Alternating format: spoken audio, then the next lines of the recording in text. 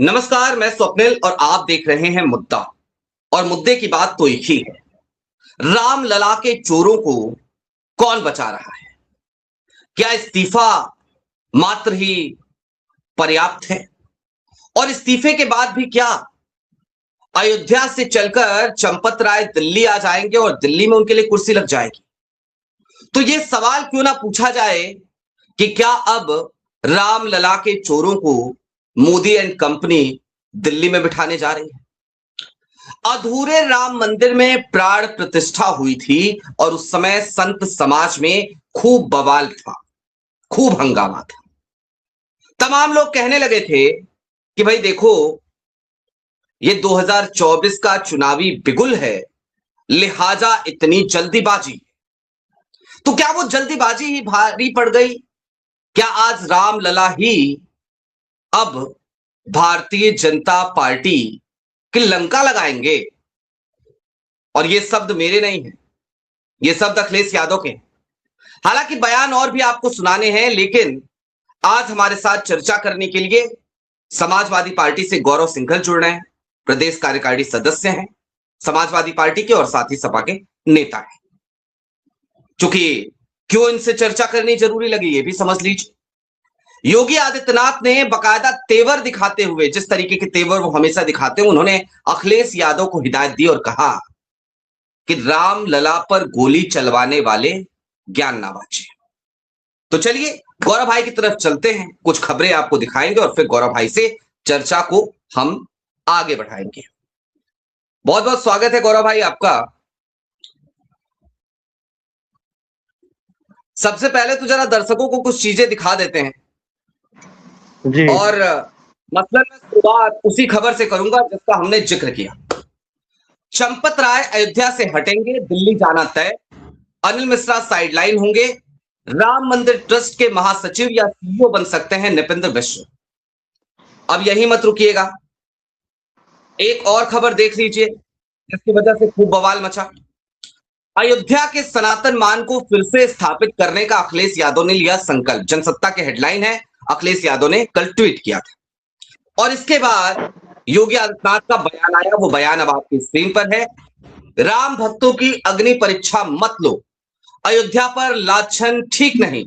CM योगी ने अखिलेश पर बोला करारा हमला। हालांकि बहुत कुछ बोला, लेकिन बात यह नहीं है कि सिर्फ अखिलेश यादव बोल रहे हैं, बात यह नहीं है सिर्फ योगी आदित्यनाथ बोल रहे हैं। सनातन को मानने वाला हर शख्स कुछ ना कुछ कह रहा है। और एक बयान बहुत ज्यादा मायने रखता है, वो आपको देखना चाहिए। वो बयान है कांग्रेस के नेता पवन खेरा का। और ये बयान उन लोगों के लिए जवाब है जो कह रहे हैं कि भैया आप कौन होते हो चंदा चोरी पे जवाब मांगने वाले।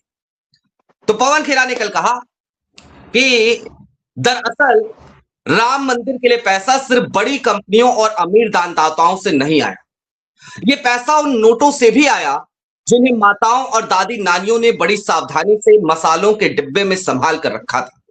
ये बच्चों की गुल्लक से आया, ये उन गरीब और वंचित लोगों से भी आया जिन्होंने भले ही कुछ ही रुपए दिए हों, लेकिन पूरी श्रद्धा और प्रेम के साथ दिए थे। रामलला के लिए दिए थे, राम मंदिर के लिए। गौरव भाई, हमने और आपने भी अपनी क्षमता के अनुसार कुछ ना कुछ डोनेट जरूर किया था।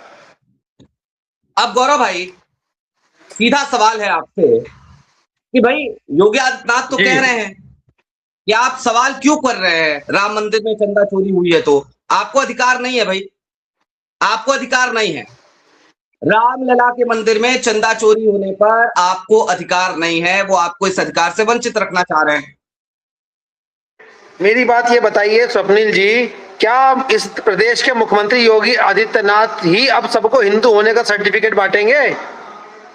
प्रदेश की जनता ने उन्हें प्रदेश का मुख्यमंत्री चुना था, 2017 से लेकर आज तक प्रदेश के मुख्यमंत्री हैं। लेकिन इसका मतलब ये नहीं है कि वो जिसको चाहेंगे उसे हिंदू बनने का सर्टिफिकेट देंगे। अयोध्या का राम मंदिर उनकी बपौती नहीं है। अयोध्या का राम मंदिर वो हर उस हिंदू के लिए पूजनीय है जो अपने आप को हिंदू मानता है, उसके लिए नहीं जिसे भारतीय जनता पार्टी हिंदू मानती है। और राम मंदिर की आस्था से जब विश्व हिंदू परिषद और भारतीय जनता पार्टी के लोग चंदा चोरी करके खिलवाड़ करते हैं, तो हर प्रत्येक हिंदू का कर्तव्य बन जाता है कि वो अपनी आस्था से जुड़े इस महत्वपूर्ण मुद्दे पर सरकार से सवाल करे और योगी आदित्यनाथ चाहते हैं कि वो लोगों को डराकर धमकाकर गुंडों वाली भाषा इस्तेमाल करके उन्हें सवाल पूछने से रोक देंगे, तो ये मुख्यमंत्री योगी आदित्यनाथ की बहुत बड़ी गलतफहमी है। नहीं तो हो तो रहा है ना, मुसलमानों को उनका हक मांग, वो मुसलमानों को सवाल उठाने से रोक सकते हैं, लेकिन वो हिंदुओं के अधिकार के सवाल उठाने से नहीं रोक सकते। राम मंदिर पर केवल भारतीय जनता पार्टी का अधिकार नहीं है। राम मंदिर हर उस व्यक्ति की आस्था का प्रतीक है जिसने इस सनातन में जन्म लिया है, जो इस सनातन को मानता है और जो इस सनातन के मान की रक्षा करना चाहता है।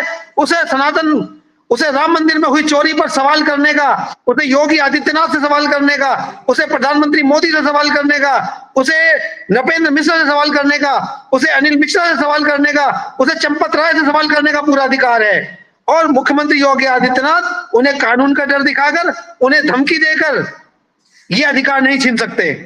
जनता का मुंह बंद नहीं कर सकते वो योगी आदित्यनाथ। ठीक बात है, लेकिन एक्शन तो हो रहा है। एसआईटी बनी है, एसआईटी ने अपनी रिपोर्ट सौंपी है, चंपत राय हट गए हैं, अयोध्या से हट के दिल्ली आएंगे। मुझे एक बात बताइए स्वप्निल जी, उस एसआईटी का क्या महत्व है जो बिना एफआईआर के एसआईटी बनी है? एसआईटी बनाई किसने है? संजय प्रसाद जी ने। संजय प्रसाद जो खुद इस राम मंदिर ट्रस्ट के मुखिया हैं, उस ट्रस्ट के मेंबर हैं संजय प्रसाद, जो सीनियर आईएएस हैं। और रिपोर्टिंग किसको हो रही है? रिपोर्टिंग में संजय प्रसाद को ही हो रही है। एसआईटी जिसने बनाई, जहां चोरी हुई, जिन्होंने चोरी करी, वही एसआईटी बना रहे हैं, वही सवाल कर रहे हैं, वही जवाब ले रहे हैं। तो आपको क्या लगता है कि क्या पारदर्शिता के साथ ये मुद्दा सामने आ पाएगा कि चोरी किसने की? और जिन लोगों ने चोरी करी, चंपत राय ने चोरी करी, नृपेंद्र मिश्रा ने चोरी करी, अनिल मिश्रा ने चोरी करी, और फंसाया किसको गया? छोटी मछलियों को फंसाया गया, क्योंकि बड़े मगरमच्छों को इस जाल से निकाल दिया गया।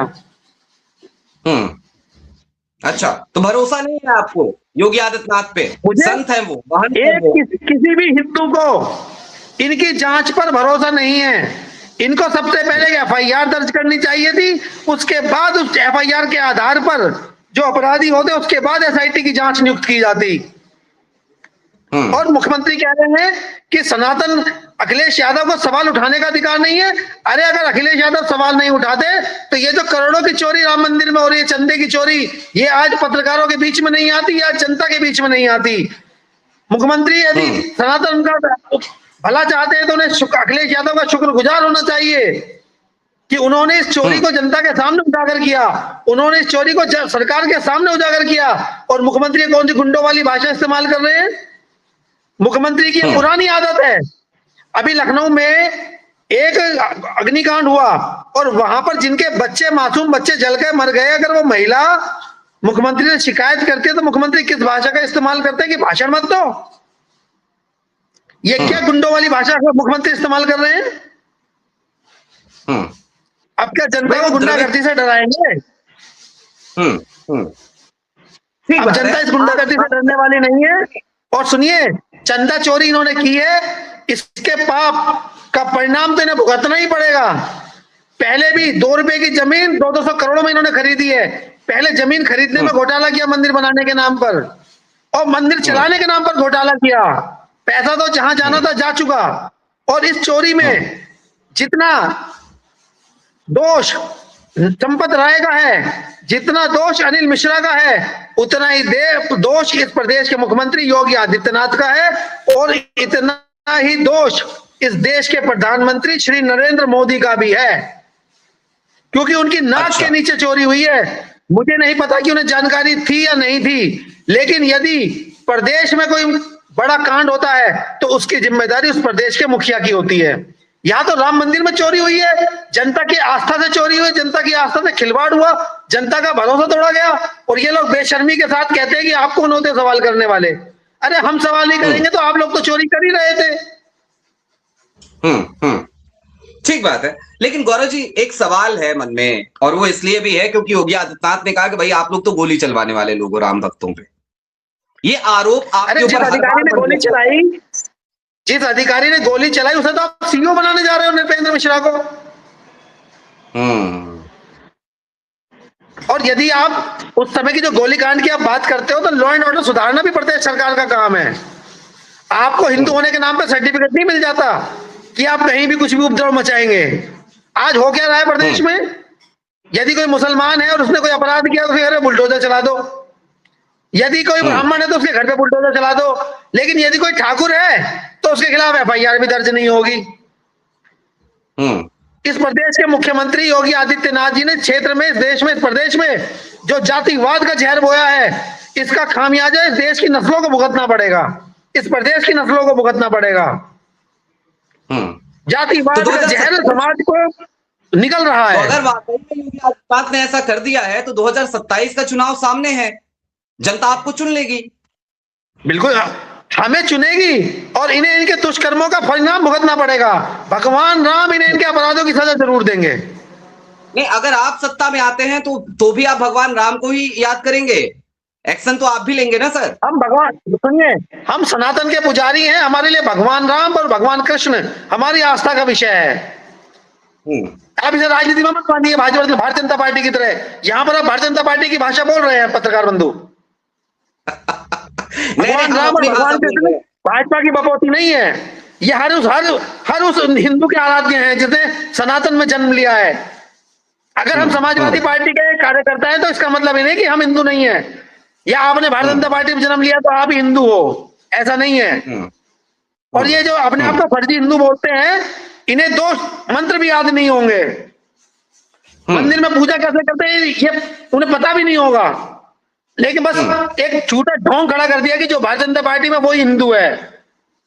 क्या बात आज कर रहे इनके योगी राज्य में गौ माता की जो दुर्दशा हो रही है, जिसे गौ माता कहते हैं, आज इनके राज्य में हिंदुओं के मंदिरों की जो दुर्दशा हो रही है, उसके लिए भी ये लोग ही जिम्मेदार हैं। अच्छा, एक सवाल और समाजवादी पार्टी के कार्यकर्ता जहां भी हैं, सभी धर्मों का बराबर सम्मान करते हैं, और ये लोग क्या करते हैं, हिंदुओं के नाम पर गुंडागर्दी करते हैं। तुम्हें किसने लाइसेंस दे दिया हिंदुओं के नाम पर गुंडागर्दी करने का? भाई रामलला के दर्शन से तो बहुत बचते रहे, ये सवाल भी बहुत उठता है। अरे तो भाई एक बात बताइए, रामलला के दर्शन क्या घर से नहीं हो सकते क्या? रामलला के दर्शन के लाइव नहीं चल रहे क्या टीवी पे, या मंदिर में जाने से ज्यादा दर्शन होंगे? भाई रामलला के मंदिर लाइव दर्शन, आज जितने भी भारत के अंदर जितने भी प्रतिष्ठित मंदिर हैं, सबके लाइव दर्शन चैनल पे चलते हैं। तो जब व्यक्ति घर में बैठ के लाइव दर्शन कर सकता है तो राम मंदिर जाने की क्या आवश्यकता है? जो लोग वहां अपने खून पसीने से, अपने महिलाएं, बुजुर्ग महिलाएं, माताएं, बहनें अपना पेट काट काट के जो उन्होंने चंदा दिया था, उस चंदे की लूट मचाने के लिए इनको अधिकार दे दें क्या? इनको अधिकार मिल गया क्या चंदा लूट करने? चंदा चोर है ये लोग, चंदा चोरी इनका प्रमुख काम है। कोविड के दौरान जितना फंड इकट्ठा हुआ, सुनिए कोविड के दौरान जो कांग्रेस, आपके गठबंधन की सहयोगी है कांग्रेस, उसके प्रदेश अध्यक्ष चक्कर लगा है, कई बार रामलला के दर्शन करा है। आपके राष्ट्रीय अध्यक्ष के बड़े अच्छे मित्र माने जाते हैं अरविंद केजरीवाल, वो भी चले गए दर्शन कराए। तो हमारे अध्यक्ष भी जाएंगे ना, हमारे अध्यक्ष। तो अगर वो राम मंदिर नहीं थे तो उनका सर्टिफिकेट, हिंदू होने का सर्टिफिकेट आप कैंसिल कर दोगे? नहीं, हम तो नहीं करेंगे, हम कौन होते हैं? लोग ये सवाल कर रहे हैं। आप उनका सवाल करना अपनी जगह है, वो भाजपा के लोग जो सवाल करते हैं उन्हें यह भी देखना चाहिए कि सैफई के अंदर इतना बड़ा केदारेश्वर महादेव मंदिर अगर कोई बना रहा है तो अखिलेश यादव बना रहे हैं, तब वो हिंदू नहीं रहते। राम मंदिर नहीं गए तो वो हिंदू नहीं हुए। हम मंदिर में जल चढ़ाएं तो हम हिंदू नहीं है। आप केवल राम मंदिर का चंदा खा लो तो आप तब भी हिंदू हो। कैसे हिंदू हो भाई? फर्जी हिंदू हो गया।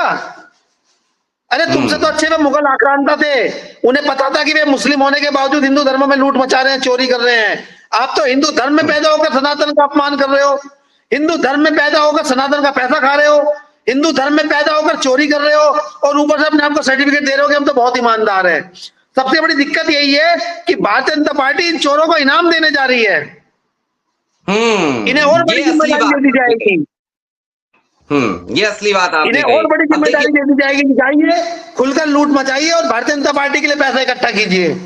ये सारा मंदिर का चंदा चोरी का पैसा भारतीय जनता पार्टी के खातों में गया है, और मैं लिख के देता हूं इसकी जांच भी नहीं होगी स्वप्निल भाई, क्योंकि चोर ही चौकीदार है, चोर ही चौकीदार है और चौकीदार ही चोर है। राहुल गांधी जी ने जब कहा था ना चौकीदार चोर है, ये आज प्रमाणित हो गया, पूरे देश के सामने आ गया कि चौकीदारों ने तो चोरी की है। जिन लोगों पे मंदिर के चंदा को इकट्ठा करके उसे सुरक्षित हाथों में सौंपने की जिम्मेदारी थी, यानी वो चौकीदार थे उस धन के, उन्होंने ही तो चोरी की है। हाँ, तो वो और ना चौकीदार किसी दिल्ली घर में पहुंचे 80 लाख बरामद हो रहे हैं, किसी घर में 25 करोड़ बरामद हो रहे हैं, किसी घर में 50 करोड़ बरामद हो रहे हैं, कोई साउथ में पैसा लेके भाग रहा है बोरे भर भर के। शर्म आनी चाहिए इन लोगों को, भारतीय जनता पार्टी के। विश्व हिंदू परिषद के नाम पे कलंक है ये लोग। चलते चलते एक बात बताइए, ये सब ठीक है, मान लिया भाई, मतलब आप इस चंदा चोरी को स्वीकार तो देते हैं? नहीं नहीं नहीं, सुनिए तो, हम नहीं दे रहे, सुनिए तो भाई, समाजवादी पार्टी को चाहिए, आज की तारीख में मैं एक सलाह दे रहा हूं आपको जी, और सलाह ये है कि समाजवादी पार्टी को चाहिए कि एसी कमरे से निकले, सड़क पे उतरे और सड़क पे उतर के प्रदर्शन करे। सपा प्रदर्शन करती हुई सड़क पे नजर नहीं आ रही है, धूप से डर रहे हैं, टेम्परेचर बहुत ज्यादा है, इस चीज से डर रहे हैं, इतना बड़ा मुद्दा उतरिए सड़क पे। आपके साथ पत्रकारों की दिक्कत ये है कि आप लोग ना मुद्दे को भटकाने के लिए आप लोग लाइव रिकॉर्डिंग करते हो। अरे हम कहा मुद्दे को भटका रहे हैं, हम तो कह रहे हैं आपको उतरना चाहिए सड़क पे। आपका मुद्दा था चंदा चोरी का आज का, तो उसमें समाजवादी पार्टी का कार्यकर्ता कहां से आ गया? आपको सवाल करना चाहिए बीजेपी की चंदा चोरी पर। आप उतरे ना सड़क पे। सुनिए, आपको सवाल करना चाहिए चंपत राय के ऊपर, आपको सवाल करना चाहिए अनिल मिश्रा के ऊपर, आपको सवाल करना चाहिए भारतीय जनता पार्टी के ऊपर, और आप इन सब मुद्दों को छोड़कर सब मुद्दे को ले जा रहे हैं समाजवादी पार्टी की ओर। अरे भैया, आप समाजवादी पार्टी की इतनी फिक्र ना करें। हाँ, नहीं हम समाजवादी पार्टी की फिक्र ना करें। समाजवादी पार्टी का एक कार्यकर्ता अपने आप में सक्षम है। आपका काम है, हाँ, आपका काम है भारतीय जनता पार्टी की कमियों को उजागर करना, और आपसे एक निष्पक्ष पत्रकारिता के नाते आपसे उम्मीद की जाती है, क्योंकि आपका ऐसा ट्रैक रिकॉर्ड रहा है सुनील भाई। नहीं तो मैं आपको सवाल करना चाहिए मुख्यमंत्री योगी आदित्यनाथ की शिक्षा शक्ति के ऊपर। गौरव भाई, आपके पुरखे ये बात कहते रहे कि जब सड़कें सूनी हो जाती हैं तो संसद आवारा हो जाती है। आज मेरे जैसे पत्रकार को संसद आवारा नजर आती है। आपकी सहयोगी पार्टी भी तो सड़क पे उतरी है ना, नीट के मुद्दों पे। आप उतरो राम मंदिर के मुद्दे पे, सड़क पे क्यों नहीं उतर रहे हो आप? हमारे कार्यकर्ता हर महत्वपूर्ण मुद्दे पर सड़कों पर हैं, लेकिन दिक्कत यह है कि पत्रकारों को दिखाई नहीं देते। क्यों नहीं दिखाई देते हैं भाई? दिखाई देते हैं। जब नोएडा के अंदर कल भी गौतम बुद्ध नगर में मुख्यमंत्री आए, हमारी पार्टी के कार्यकर्ताओं ने अपना तन मन धन के साथ उनका विरोध किया, उन्हें काले झंडे दिखाए, लेकिन पत्रकारों को दिखाई नहीं दिए, किसी मीडिया को दिखाई नहीं दिया, क्योंकि मीडिया के ऊपर एक गुंडे मुख्यमंत्री का शिकंजा है। भाई लाइसेंस थोड़ी कैंसिल करवाना है आपको। चलिए, गौरव भाई, समाजवादी पार्टी का कार्यकर्ता बात बताइए जी। नहीं चलते चलते एक चूंकि समय का अभाव, एक आखिरी सवाल है भाई। निपेंद्र मिश्रा आ जाएंगे दिल्ली, गोपाल राव को भेज दिया गया है पश्चिम भारत की तरफ, तो ये लोग, आपको नहीं लग रहा है कि ये पूरी तरीके से सेफ हो गए, एक सेफ एग्जिट दे दिया गया इन्हें? मैं तो पहले ही बोल रहा हूं, इनको इनाम दिया जाएगा, आप देखिएगा अभी कुछ दिन बाद इनको और बड़ी तैनाती दी जाएगी। और अब की बार चंदा चोरी करने के लिए ऐसा फुल प्रूफ प्लान बनाया जाएगा कि अब की बार चंदा चोरी भी होता रहे, किसी को पता भी ना चले। चलिए, चंदा तो चोरी करेंगे लोग, क्योंकि इनके खून में है चंदा चोरी करना। इनके खून में बच चुका है, नहीं बिल्ली के मुंह खून लग चुका है। और सबसे बड़ी बात देखिए स्वप्निल भाई, दूध की रखवाली के लिए बिल्ली को बिठाया गया, और जब बिल्ली ने चोरी करी और बिल्ली पकड़ी गई, तो बिल्ली को पकड़ने के लिए लोमड़ी और सियारों को लगाया गया। चलिए, समय का अभाव है, चोर भी यही, सिपाही भी यही, मुख्तार भी यही, और जनता को मूर्ख बनाने में तो ये लोग नंबर 1 है। कोई ना कोई नया मुद्दा छेड़ देंगे, जनता का ध्यान इन मुद्दों से 2 दिन में हट जाएगा, लेकिन भगवान राम इन्हें इनके कर्मों की सजा जरूर देंगे। ठीक है, इनके कर्मों की सजा इन्हें भुगतनी पड़ेगी, और 2027 के चुनाव में जनता इन्हें सड़कों पर भगा भगा के मारेगी। चलिए, रोज समझा जा सकता है, क्रोध समझा जा सकता है, हम कुछ शब्दों की वकालत को नहीं कर सकते, लेकिन उसके बावजूद सवाल तो यही है कि क्या इतना ही पर्याप्त है कि चंपत राय को अयोध्या से हटाया जाए, तो उन्हें वहां से हटा करके भेज दिया जाए दिल्ली और कहा जाए जाइए विश्व हिंदू परिषद की दफ्तर में आपकी एक ऊंची कुर्सी लगा दी जाएगी। गोपाल राव को हटाया जाए तो उन्हें कहा जाए जाइए पश्चिम भारत में जिम्मेदारी संभालिए। अगर यही न्याय है तो फिर धन्य है। बहरहाल अभी के लिए दीजिए हमें इजाजत। जैसा कि गौरव भाई ने कहा, हम भी न्याय की उम्मीद अब भगवान राम से ही करेंगे। बहुत शुक्रिया गौरव भाई।